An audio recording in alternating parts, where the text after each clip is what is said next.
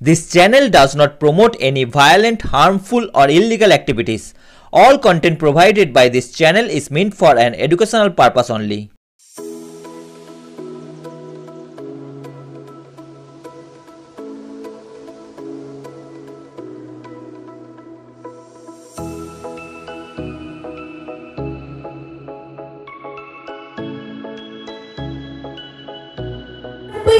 সব পেয়েছি আসল বিলুপ্ত হয়ে গেছে, কিন্তু আমাদের শুকতারা সব পেয়েছি আসল এখনো জল জল করে চলছে। তার জন্য একটা জোরে হাততালি আমরা অতিথি বরণ করে নেব।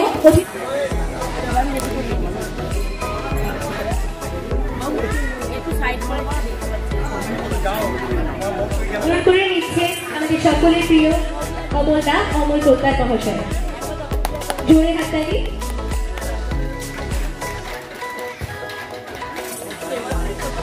অমল পোদ্দার মহাশয় সকল গৌরবময় অতিথি সংঘ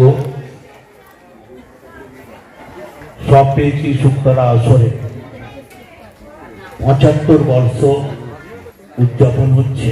৭৫ বছর পেরিয়েছি।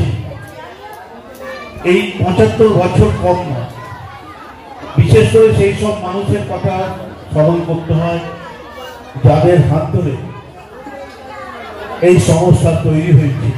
এই জায়গাটাই শূন্যস্থানটা পূরণ করবে এই আশা আমরা করি, এবং সেই আশা করি বলে তারা যেন মানুষের মতন মানুষ হয়, তারা যেন ভালো হয়। আপনাদের মা বাবার কাছে বিশেষ করে অভিভাবক আমার করজোড়ে নিবেদন রইল। সে বছর সত্যসেবী পরীক্ষায় শুক্তারা সব পেয়েছি আসর থেকে আমি এবং টিকুদা সৌরদীপ রায় পজিশন পেয়েছিলাম। টিকুদা 3rd হয়েছিল এবং আমি 7th হয়েছিলাম। তো তারই পুরস্কারান্তে আমরা দুর্গাপুর ক্যাম্পে গিয়েছিলাম। বাড়ি থেকে ছাড়বে না, স্বাভাবিক এতদিনে 1 সপ্তাহ ব্যাপী একটা ক্যাম্প হয়।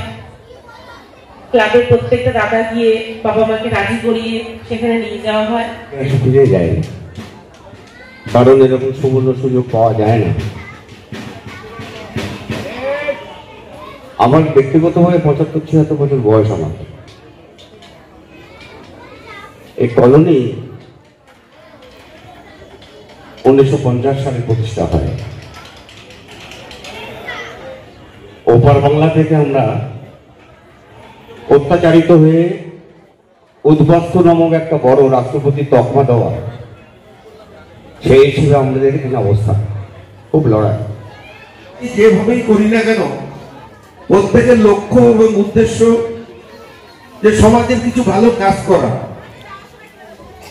আমি বিভিন্ন কাজের সাথে যুক্ত থাকার সত্ত্বেও সবই চাষর হল আমার অন্যতম প্রধান, এবং দিনের সব থেকে বেশি সময়টা সবই চাষের জন্যই ব্যয় করি, অবসর সময়টা। আমি অভিভাবকদের একটা কথা বলবো,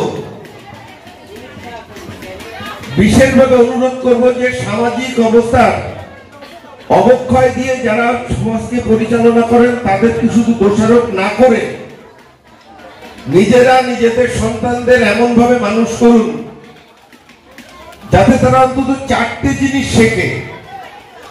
আজকের যে শিশু কালকে সে আগামী দিনের নাগরিক হবে।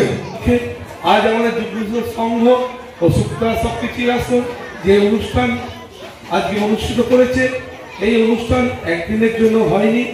আমার যে সমস্ত দাদারা দীর্ঘদিন ধরে এই কার্যকলাপ করে এসেছে তাদের কাজের উপর নির্ভর করেই আজকে আমাদের সংঘ 75তম বর্ষ উদযাপন করছি।